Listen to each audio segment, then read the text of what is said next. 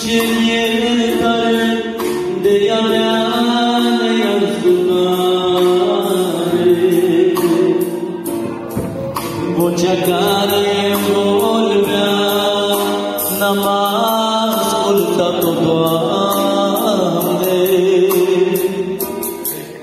Astăzi vin să-mi cer iertare de ea mea neascultare. Vocea care vorbea n-am ascultat-o, Doamne.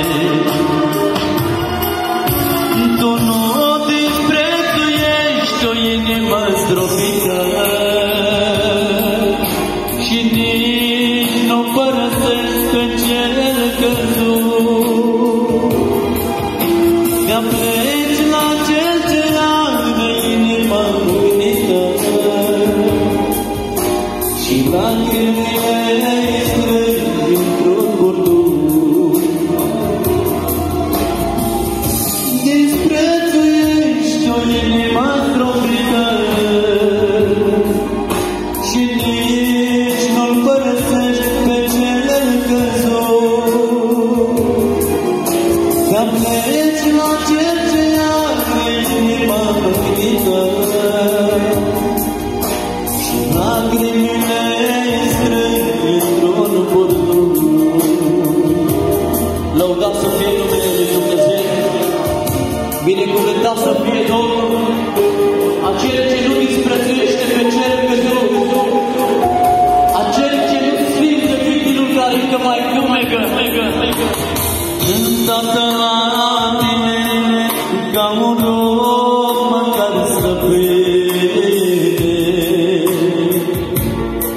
E adevărat, mulți am greșit, fie-ți milă de mine. Mă, Tatăl la tine ca un rob măcar să vede. E adevărat, mulți am greșit, fie-ți milă de mine. Tu nu disprețuiești o inimă zdrobită și nici nu părăsești pe cel căzut. Te-apleci la cel ce are inima mânită și lacrimile strâng într-un burduc.